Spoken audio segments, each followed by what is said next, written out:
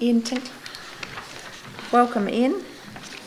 Ian's submission is on page 154, although obviously much of it's in his, he's going to tell us now.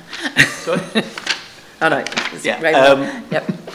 Welcome, Ian. Thank you again for letting me come along here today. Right, you're most welcome anytime. Yeah, my submission's been written down there.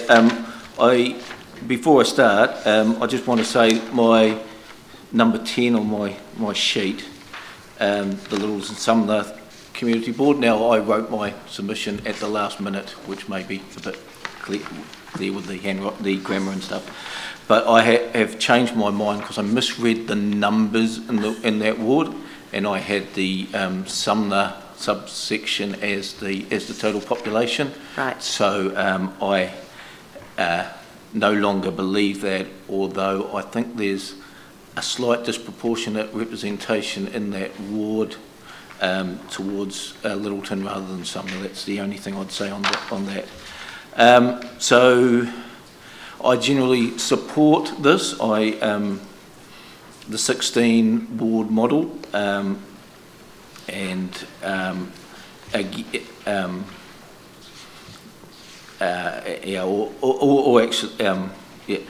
actually a bigger one. But the major thing that I like about this is the representation, because by doing the single ward models, you are closer to your representation. Now, I said in my submission I have previously stood for Shirley Papanui Community Board, and I found that really hard to get round while I was campaigning around the whole ward to talk to people, and people who lived out in Belfast didn't actually associate they were in Shirley Papanui. Right. So smaller areas to represent, I think, is a very good move. I also, as in my submission, mentioned that there's with the version of first past the post we have in the council, where you select two councillors per ward, there is a tendency to block vote. So I think less so in the last council election, but if you go back over the history, there is a quite common pattern where someone and their running mate ends up being elected. So you get block voting amongst people, and in some cases there could have only been a few hundred votes between the third place person and the second place person and the third place person, and you ended up with two from the same block. I can think of one in the previous election, but I won't dwell on which one it is. And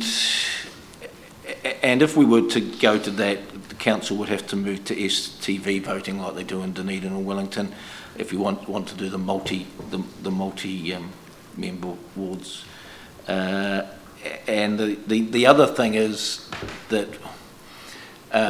as I mentioned earlier, the naming of places.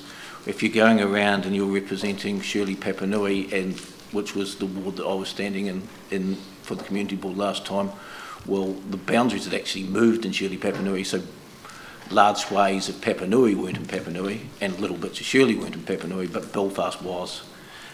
So I think the name, I suggest it's the namings for the community boards.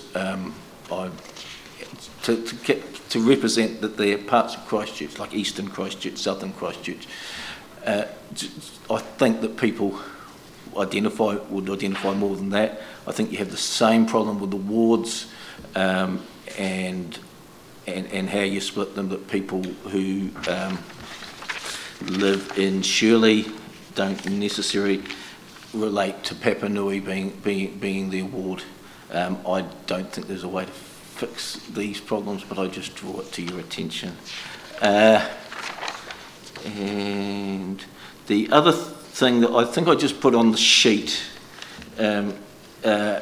is that with some of the wards, some of the larger wards there, I was looking at Marston's, which contains Preston's, is likely to be a ward where the population is likely to increase faster than, say, than the Papanui ward next to that. So I think by the split that's done there, you are likely to, when you next have the review, you're going to have to do some significant boundary changes. Less so with the smaller size of the central population, because I do hope people will move into the centre of Christchurch again at some point.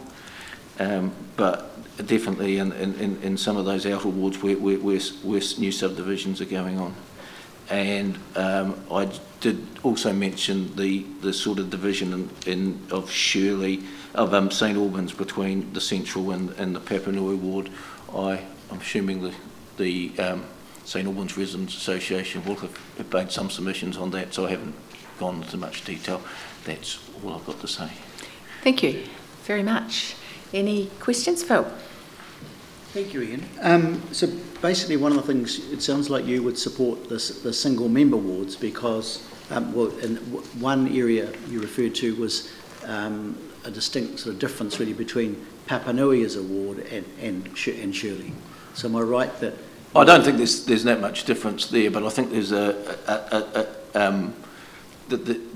well, Shirley and Papanui are, I live in one, my parents-in-law live in the other, so it isn't that much different. But I'd say when you get further out to towards Casebrook and Brooklands, they are quite different to those inner city suburbs. So the other thing too that I picked up from you as a former candidate is that when it comes to your sort of exercising your democratic rights and putting your name forward, that in fact for you to stand, it is much easier and more workable to stand in one ward. So. Well, it makes it easier. You know where to go and you know the people to go and to meet. You also are more likely to know your population of where you live.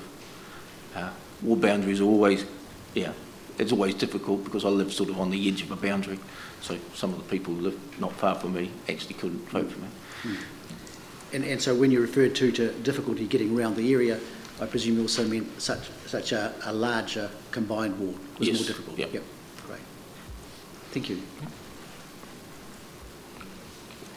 God, it's gone quiet after lunch, hasn't it? Okay, thank you very much indeed.